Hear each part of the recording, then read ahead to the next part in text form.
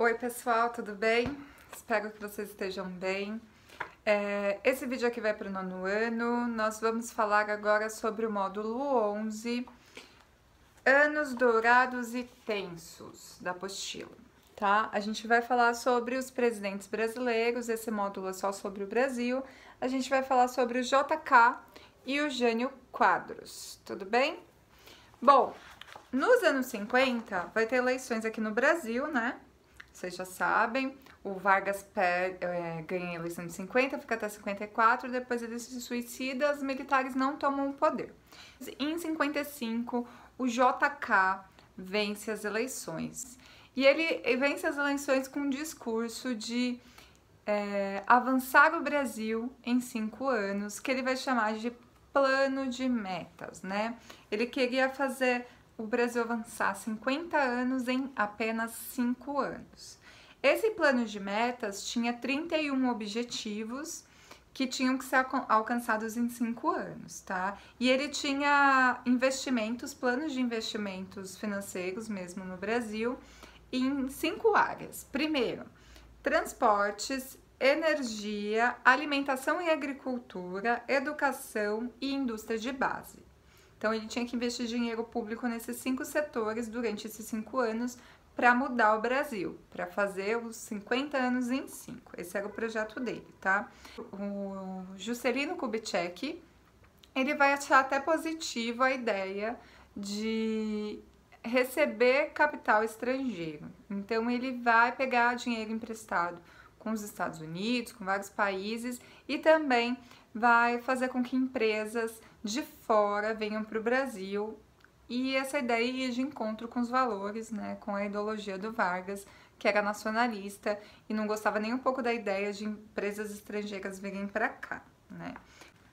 O número das indústrias no Brasil vai crescer bastante, né? A gente vai ter indústrias como farmacêuticas, químicas, de cigarro, tratores, máquinas, e o setor automobilístico vai ser muito influenciado. Então é nessa época do governo JK que o carro vai virar o desejo nacional, né? Que o carro vai ser o símbolo da modernidade no Brasil, porque as empresas automobilísticas vieram para cá. O crescimento industrial vai gerar muito emprego, então vai ter uma empolgação da população quanto à estrutura econômica do país na época do JK. Lembrando que o JK ele vai ficar no governo de 1955 até 1959, ele fica no poder. E durante esse período, no começo, né, nos primeiros anos do seu mandato, ele vai ser muito bem recebido pela população, vai ser bem visto. O JK, ele pertencia ao PSD, o Partido Social Democrático, né? E ele tinha ideias um pouco ligadas ao Vargas, mas também um pouco conservadoras. Então ele estava ali no meio termo, todo mundo gostava. Economicamente o país estava crescendo bastante, né? As indústrias vindo para cá, muito emprego, todo mundo confiante. Por isso que a gente chama esse período de anos dourados. Então parece que o país avançou mesmo nos primeiros anos. E um dos objetivos, desses 31 objetivos do JK, era fazer a transição da capital do Brasil, do Rio de Janeiro, para uma outra região. A região escolhida foi Goiás. Planalto Central foi escolhido de ser a sede do governo, porque já desde o período da instituição da República no Brasil, da primeira Constituição de 1891, já queriam mudar a capital de local, né? Porque a capital no Rio de Janeiro já não cabia mais ali, a economia do Rio de Janeiro também já não era lá essas coisas, não era moderna, era uma capital muito antiga, e também por questões militares mesmo, de proteção dos governantes, etc.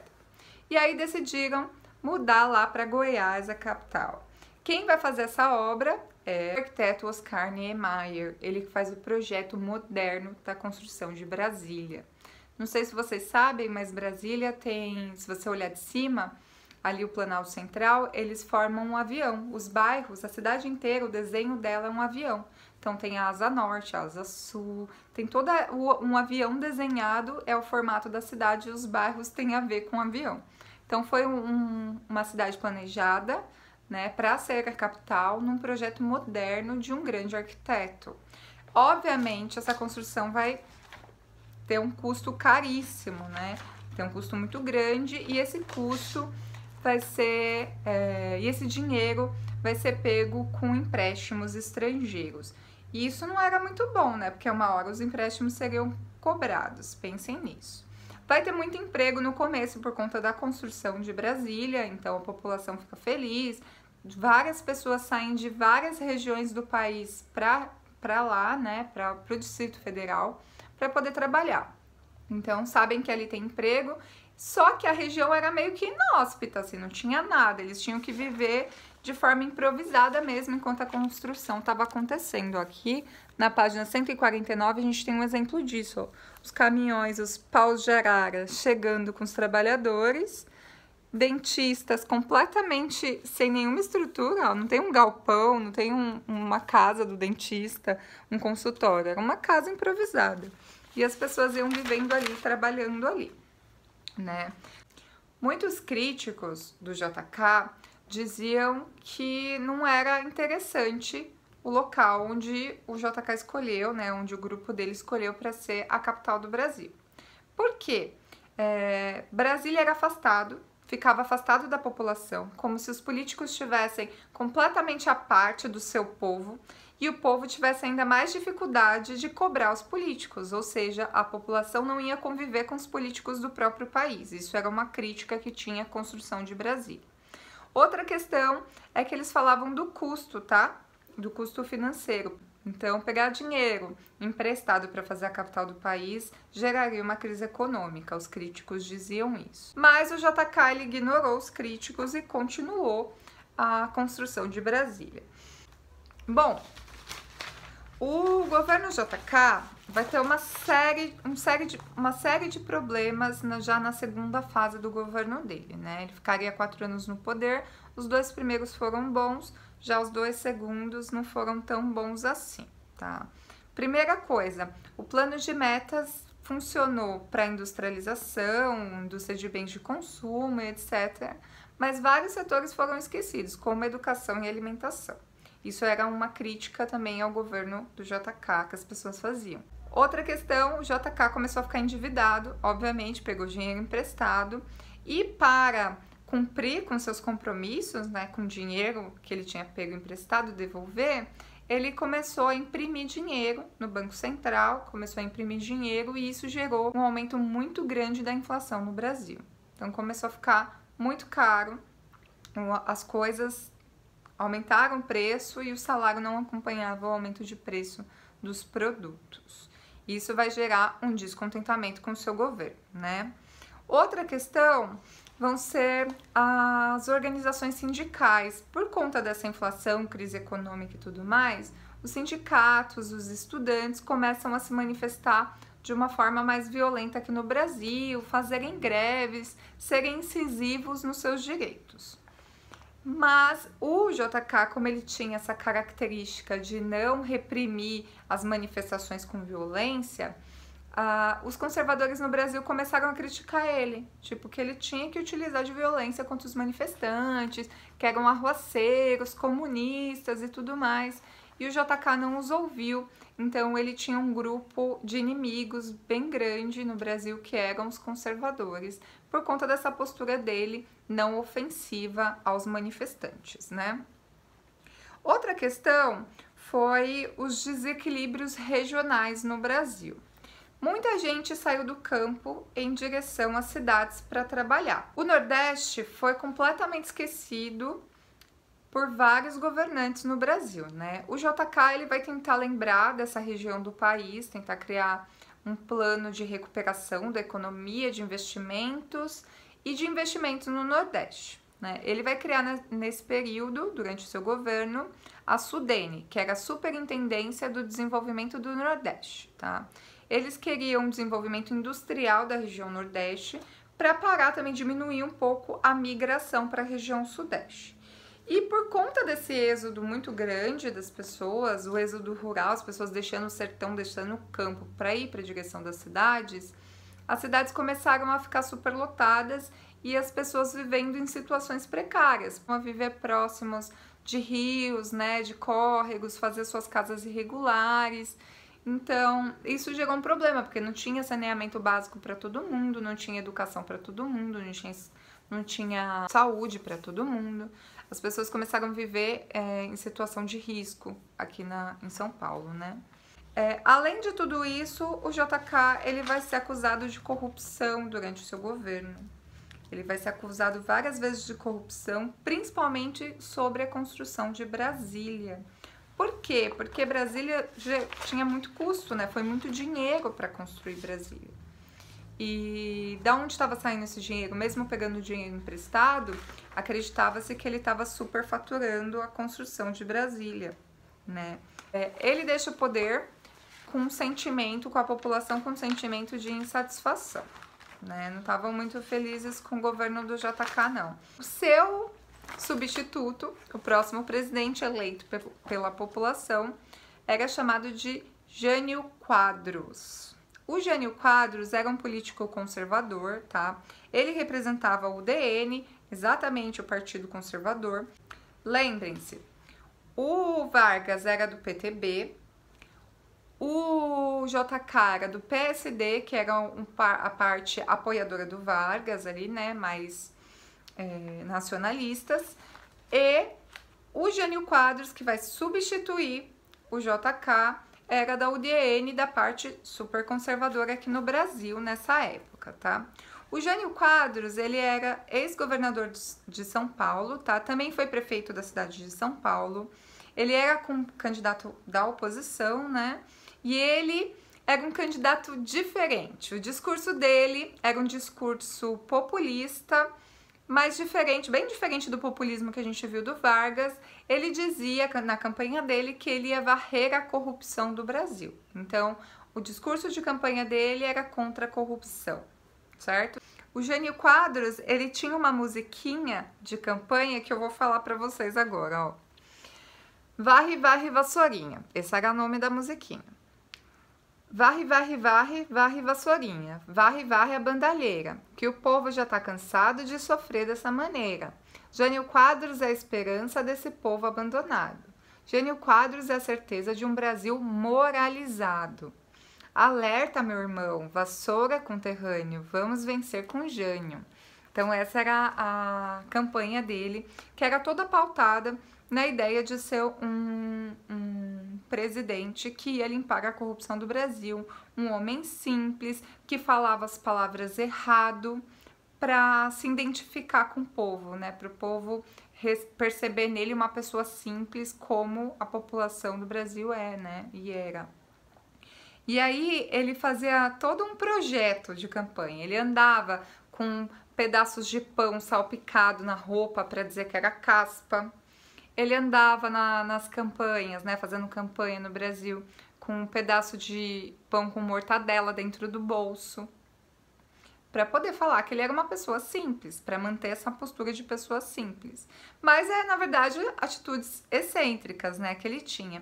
Ele ia nos comícios e começava a usar sapatos trocados, tipo um sapato de um pé de um, pé de outro. Ele fazia isso. Era um discurso populista, popular, né, e que colou, e ele foi eleito com 48% dos votos aqui no Brasil. O vice dele era o mesmo vice do JK, o João Goulart. O João Goulart foi vice-presidente no governo do JK, do Juscelino Kubitschek, e também foi vice-presidente no governo do Jânio Quadros, tá? O João Goulart foi vice nos dois presidentes. O Jânio Quadros começa seu governo em meio a polêmicas. Primeiro, o Brasil estava numa situação econômica bem difícil e ao invés de tentar promover medidas que superassem essa crise, a primeira coisa que ele vai fazer é proibir o uso de maiôs nos concursos de Miss. Além disso, ele vai proibir o uso de biquíni nas praias. Essas eram as preocupações dele. Porque o projeto dele era um projeto moralizante. Então, ele queria estabelecer a moral e os bons costumes aqui no Brasil, ao invés de pensar nas questões econômicas, né? Ele passava a cobrar os seus ministros por meio de bilhetinhos. Então ele falava que ele era um homem do povo e ia cobrar com bilhetes o que os ministros deveriam fazer. E ele vazava os bilhetes na imprensa, para a imprensa divulgar. Ah, Jânio Quadros estava cobrando tal ministro da Educação sobre tal coisa. Ele fazia isso. Além disso, ele não, né? Ele chegava de surpresa nas repartições públicas para ver se os funcionários estavam trabalhando, para fiscalizar os funcionários das repartições públicas. Ele proibiu a rinha de galo no Brasil. Ele, como eu falei, ele tinha atitudes controversas e excêntricas para um governante, né? Ele não conseguiu deter a crise econômica, né? Ele congelou os salários das pessoas para tentar superar a crise. Ele restringiu o crédito bancário, então ninguém podia pegar dinheiro emprestado, etc. Então teve uma queda do consumo interno, além da inflação que já vinha desde o governo do JK, e o custo de vida só subia, né? A situação econômica do país estava difícil e a população cada vez mais insatisfeita por um presidente que tinha sido elegido por meio do discurso popular que ia acabar com a corrupção e superar a crise econômica, tinha focado todas as suas energias em questões de segunda prioridade, né? Questões da rinha de galo, do biquíni, etc. Então a população não ficou nada satisfeita com seu governo e começaram a reclamar muito e a mídia veiculava muito isso. Ele tenta agradar a esquerda e a direita no Brasil, ele começou a ficar desesperado por não ter apoio popular e ele tinha uma postura conservadora no Brasil, mas vai para Cuba condecorar o Che Guevara. Isso gera uma revolta aqui no Brasil, porque os conservadores que ele representava não gostaram nem um pouco que ele foi condecorar o Che Guevara, né, que era o líder da Revolução Cubana, a Revolução Socialista. A parte da esquerda brasileira não gostou também nem um pouco, porque achavam que ele estava apelando para qualquer um que apoiasse ele. Então ele ficou sem apoio total e a população muito insatisfeita por conta da crise. E aí, ele queria dar um golpe de Estado. O Jânio Quadros tentou dar um golpe de Estado aqui no Brasil e queria governar com plenos poderes, tá? Primeiro, ele vai enviar o vice-presidente dele, João Goulart, para a China que tinha acabado de fazer a Revolução Comunista, né? A China comunista. Ele enviou para lá e queria que as pessoas, que os conservadores, tivessem medo do João Goulart voltar para o Brasil e estabelecer uma ditadura comunista aqui. Ele estava querendo fazer mais ou menos parecido ali com Vargas, né? Falar, olha, se vocês me tirarem do poder, quem assume é o João Goulart. O João Goulart tá lá na China. O João Goulart é comunista. Então, para estabelecer esse golpe, ele faz uma carta de renúncia. Ele renuncia ao cargo, ele entrega uma carta para o Congresso, renunciando ao cargo de presidente com a esperança de que a população iria ajudá-lo ao seu encontro, tentar protegê-lo, pedir para ele não deixar o cargo de presidente, porque poderia ocorrer um golpe no Brasil, um golpe comunista do João Goulart, que estava lá na China. Ele tomou um golpe, na verdade, porque deu super errado essa ideia dele de fazer uma carta de renúncia fake, né? Que a carta de renúncia era, na verdade, para forçar as pessoas a pedir para ele governar e governar com plenos poderes, governar sozinhos, como governou Vargas, né? E não deu certo, porque o Congresso apoiou, falou, não, tudo bem, aceitamos a sua carta de renúncia, e a população super adorou que ele renunciou ao cargo. Então isso virou um problema, ele ficou só 7 meses no poder. O Jânio Quadros tomou posse como presidente em 1960, né? Depois do governo do JK. E aí ele deveria ficar até 64, não é isso? Mas ele fica só 7 meses no poder porque ele entrega essa carta de renúncia e não consegue governar. E ainda faltava bastante tempo, né? Mais de 3 anos de governo. E os conservadores aqui no Brasil, os militares, grupos militares e conservadores no Brasil não queriam o João Goulart, porque agora o João Goulart seria o presidente, na verdade. João Goulart é o vice, ele volta da China para assumir o cargo de presidente no Brasil. Porém, os militares começaram a organizar um plebiscito para perguntar para a população o que eles achavam de estabelecer um sistema parlamentarista no Brasil. Ou seja, o presidente ia continuar existindo, porém, ele não teria poderes como um presidente tem, teria menos poderes porque ele ia dividir o poder com o primeiro-ministro. Então, João Goulart não ia governar sozinho. O plano dos militares era o seguinte: durante o governo do João Goulart, agora, né, já que ele tinha que assumir o cargo, ia ser um sistema parlamentarista, ele ia governar com a ajuda do primeiro-ministro. E só em 1965, né, já no novo cargo do novo presidente, na próxima eleição, eles fariam um plebiscito com a população, perguntando se a população queria que continuasse o sistema parlamentarista ou voltasse para o sistema presidencialista. Porém, o João Goulart decide, em 1962, perguntar para a população, fazer logo, adiantar o plebiscito e perguntar se eles queriam presidencialismo. E a população escolheu que sim. Então ele volta a um sistema presidencialista no Brasil.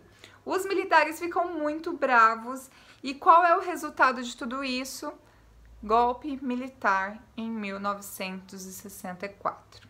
E aí o Brasil vai viver os momentos de mais violência e repressão que a gente viu aqui no século XX, né?